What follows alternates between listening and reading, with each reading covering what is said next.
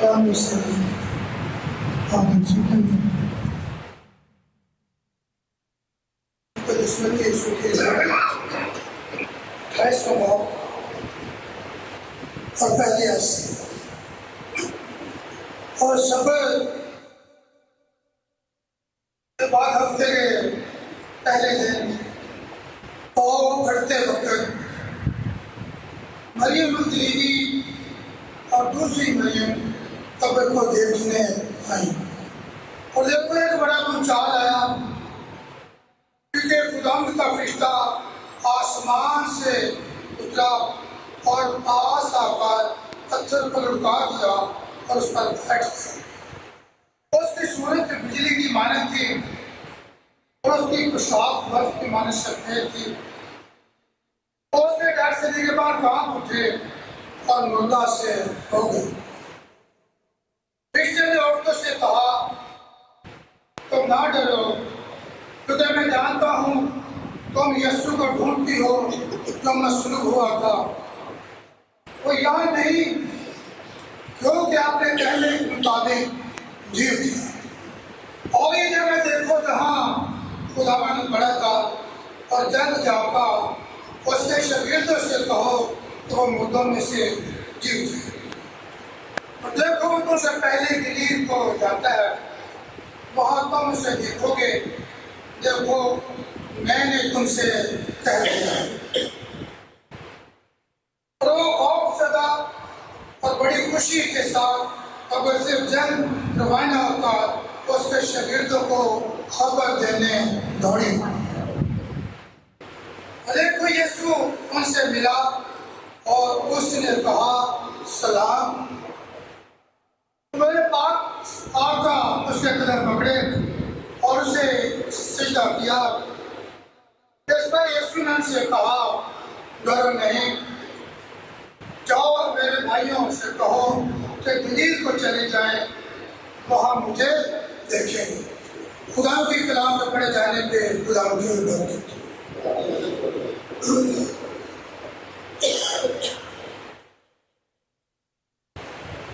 آج کا کلام ٹائٹل ہے یسوع جی اٹھا، اور اس پہرے کے اندر خوبصورت خوشخبری ہے،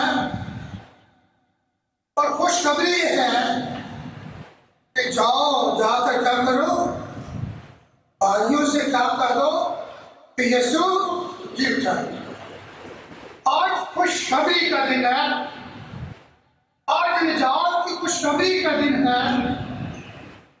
آج ایک دوسرے کو بتانے کی ضرورت ہے کہ یسوع جی اٹھا۔ حقیقت میں یسوع جی اٹھا ہے، لیکن لوگ جو یسوع کو نہیں مانتے وہ اس بات پہ یقین نہیں کرتے، نہ وہ یسوع کی مصلوبیت پہ ایمان رکھتے ہیں، نہ ہی وہ یسوع کے مردوں میں سے جی اٹھنے پہ ایمان رکھتے ہیں۔ اگر مسیح کے جی اٹھنے پر ایمان نہیں رکھتے تو پھر ان کے پاس کوئی نجات نہیں۔ اور پولس رسول کرنتھس کی کلیسیا کے 15 باب 14 آیت میں فرماتے ہیں، اگر مسیح نہیں جی اٹھا تو ہماری منادی بھی بے فائدہ ہے۔ پھر ہم کس بات کی منادی کرتے ہیں؟ اگر یسوع جی نہیں اٹھا تو لکھا اور تمہارا ایمان بے فائدہ ہے۔ اگر یسوع جی نہیں اٹھا تو ہماری منادی بے فائدہ ہے، اور تمہارا ایمان لانا بھی بے فائدہ ہے، کیونکہ 20ویں آیت میں فرماتے ہیں، فی الواقعہ مسیح مردوں میں سے جی اٹھا ہے۔ فی الواقعہ مسیح مردوں میں سے جی اٹھا ہے، اور جو سو گئے ان میں پہلا پھل ہوا ہے۔ یسوع مردوں میں سے جی اٹھا ہے، اور جی اٹھنے والوں میں یسوع مسیح پہلا اٹھا ہے، اور پہلا پھل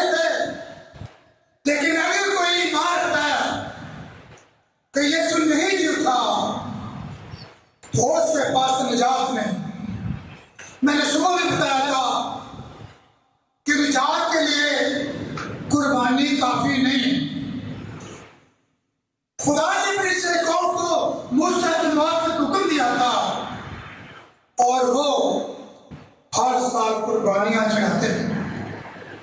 لیکن لکھا ہے بھیڑوں بکریوں گائے بیلوں کا خون گناہوں کو معاف نہیں کر سکتا۔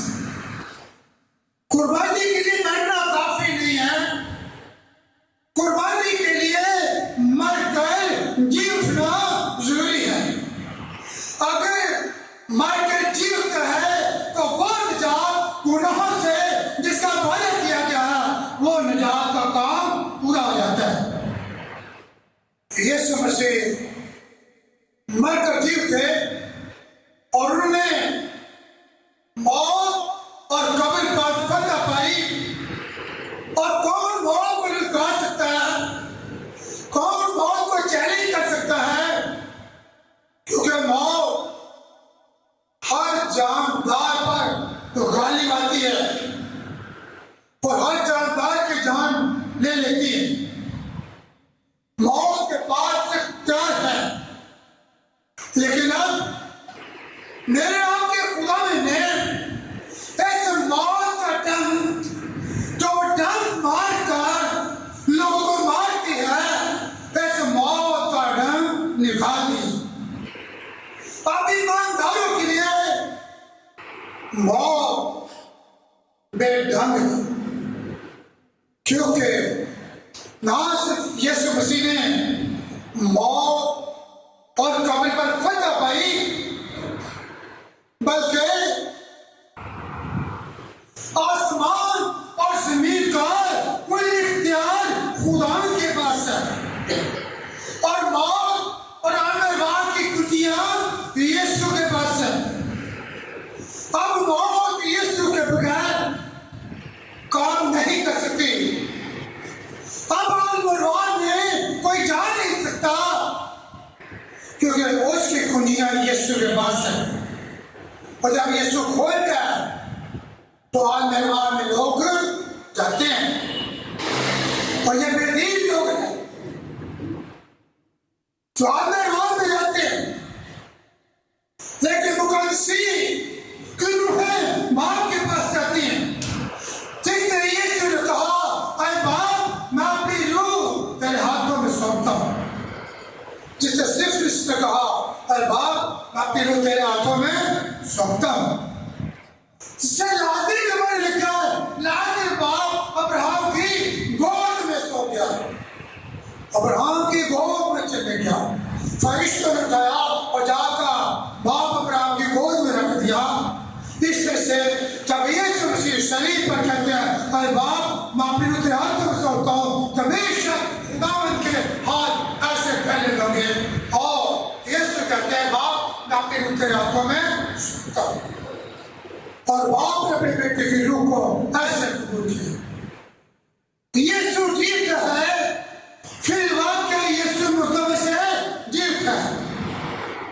الوس رسول کا بات کرتے پلیس سے خلاف تلافات پناہ باپ اسی ایسے بڑھتے ہیں، وہ اسی کے وسیلے سے تم کو نجات بھی ملتی ہے، بشرطے کہ وہ خوشخبری جو میں تمہیں دی تھی یاد رکھتے، ورنہ تمہارا ایمان لانا بے فائدہ ہے۔ کیا خوشخبری ہے؟ ابھی کہا گیا اگر مسیح نہیں ہوا تو ہماری خوشخبری ہماری منادی بے فائدہ ہے، لیکن فی الواقع مسیح مردوں میں سے یہ خوشخبری۔ چنانچہ میرے حساب سے پہلے تم کو وہی بات پہنچا دی جو مجھے پہنچی تھی کہ مسیح کتاب مقدس کے مطابق ہمارے گناہوں کے لیے ملا، ہمارے گناہوں کے لیے ملا اور دفن ہوا، اور تیسرے دن کتاب مقدس کے مطابق جی اٹھا اور کیفا کو اور اس کے بعد ان 12 کو دکھائی دیا۔ یہ ہے چشمدید گواہ۔ جو لوگ ایمان نہیں رکھتے کہ یسوع مسیح مصلوب ہوا، یسوع مسیح مر گیا، یسوع مسیح جی اٹھا، وہ کلام مقدس میں سے ان چشمدید گواہوں کی گواہی سن لے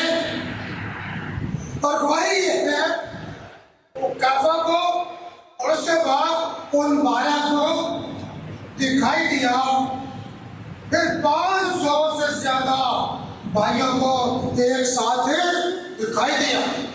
کتنے لوگوں کو دکھائی دیا؟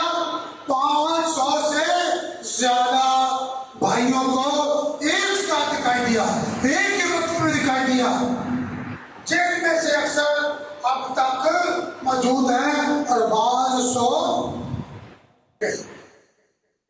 جب خدا کا بندہ گواہی دیتا تو کہتا ان 500 میں سے ابھی کچھ لوگ موجود ہیں، وہ موجود ہیں جنہوں نے یسوع مسیح کو دیکھا، اور بعض سو گئے ہیں. پھر یعقوب کو دکھائی دیا، پھر یعقوب کو دکھائی دیا، پھر سب رسولوں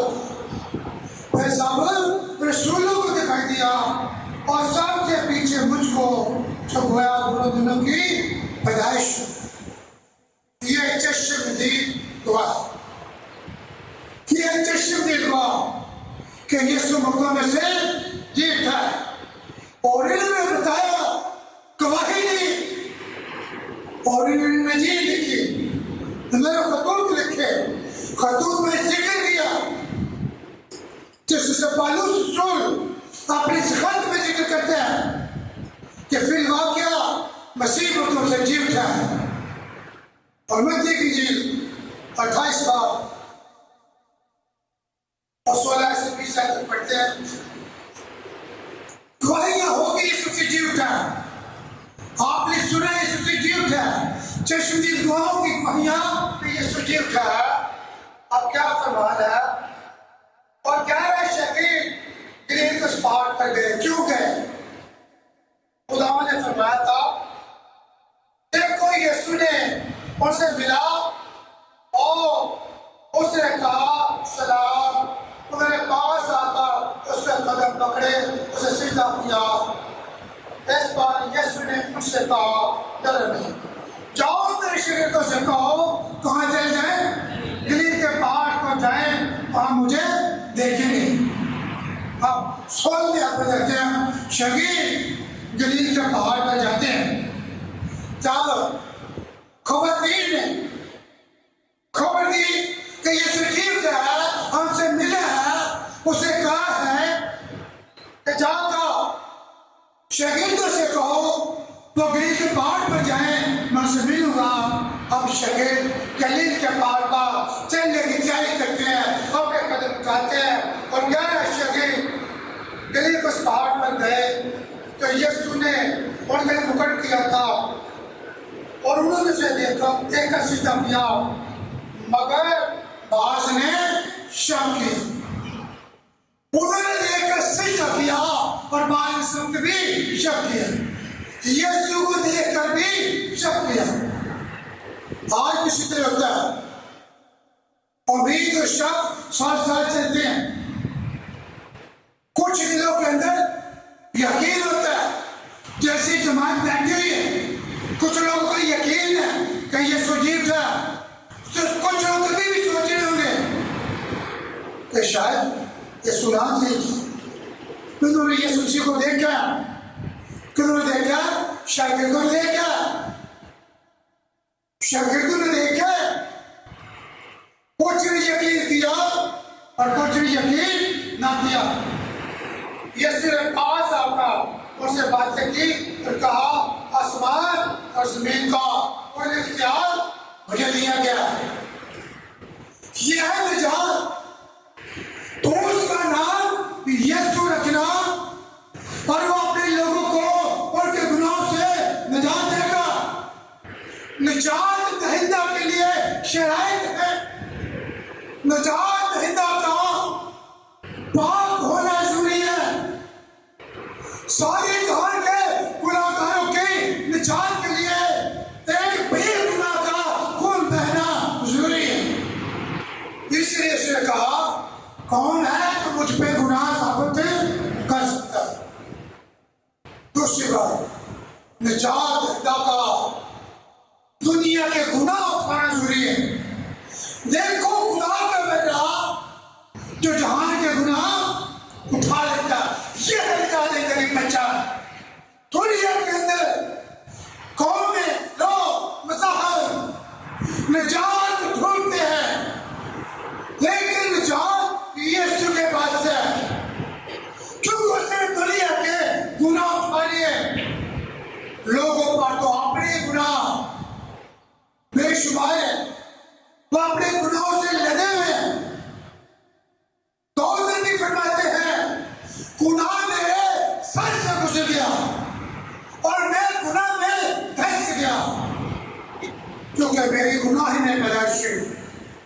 इंसान कोई जो माँ के पेट से पैदा हुआ, इंसानी इरादे से पैदा हुआ, वो कोई शख्स बेगुनाह नहीं है। अंबिया भी बेगुनाह ना थे। एक ही शख्स यीशु मसीह, खुदा का कलमा जो मुजस्सम हुआ, खुदा का बेटा जो इंसान का दुनिया में आया, वही खुदाए का दोस्त है। उसी ने जहान के गुनाह उठा लिए। तीसरी बात, नजात देने को मरना, गुनाह उठाकर मरना। और लिखा है कि यीशु मसीह गुनाहगारों के हवाले किया गया और उन्होंने से गुलगंता के मुकाम पर खोपड़ी की जगह पे ले जाकर मसलूब कर दिया। नजात मुकम्मल नहीं होती अगर नजात देने वाला मुर्दों में से जी ना उठे।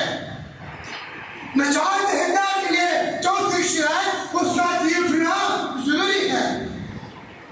और फिर वाकया मसीह मुर्दों में से जी उठा। Hallelujah, hallelujah.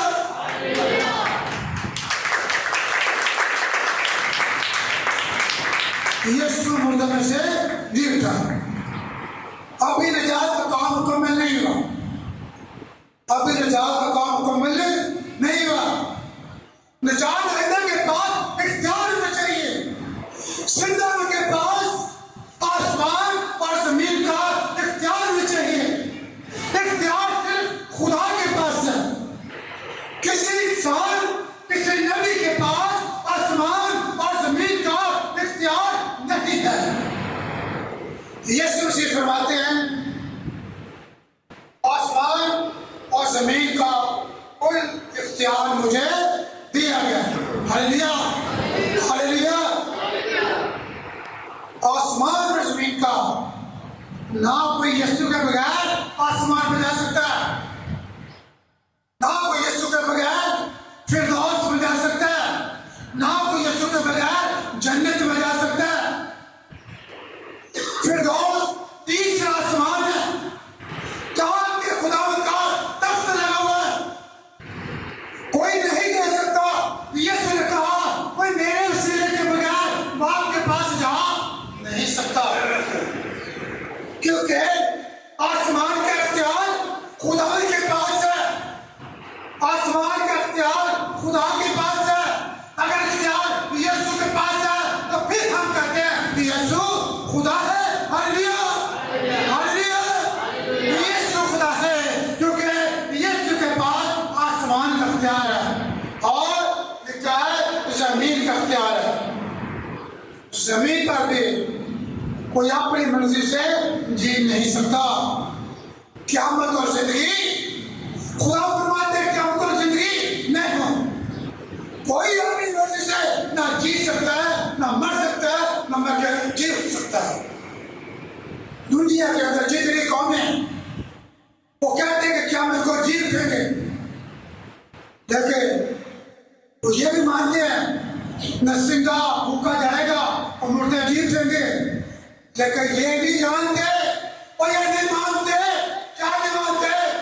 जितने यीशु की आवाज सुन रही है वो मुर्दों में से, वो कब्रों में से जी उठेंगे। हालेलुया। एक आवाज सुनेंगे मुर्दे, खाली नरसिंगा ही नहीं, नरसिंगे तक की मारते हैं, लेकिन जितने यीशु की आवाज सुनेंगे वो जी उठेंगे और पहले वो उठेंगे जो यीशु मसीह में मरते हैं।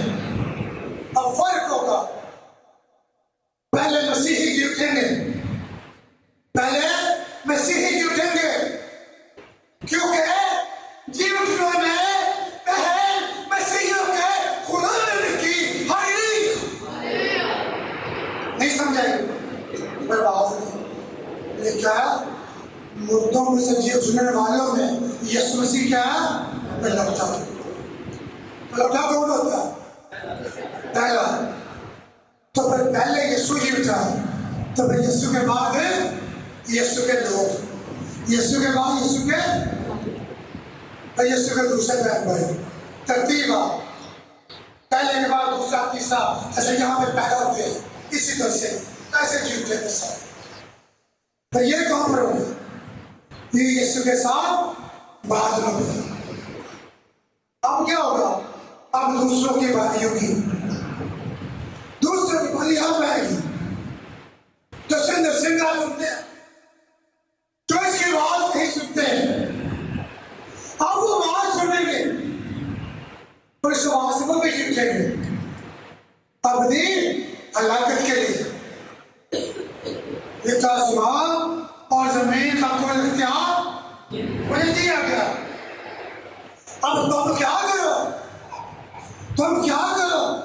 بس تم جا کر سب قوموں کو کیا کرو؟ شہید بناؤ. دیکھو کتنی خوشی کی خبر ہے. دیکھو میں تمہیں ایک خوشی کی خبر دیتا ہوں. آج تمہارے لیے داؤد کے شہر میں ایک بچہ پیدا ہوا. اور آج کیا خوشخبری؟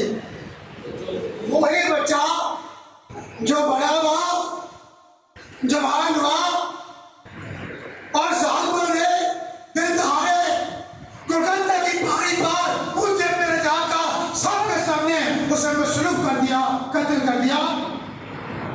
اور وہی بچہ جوان ہو کر مصلوب ہو گیا، مر گیا، دفن و عجیب تھا. اور آج کہتا ہے آسمان و زمین کا اختیار ہے. اور کیا کہتا آپ کو؟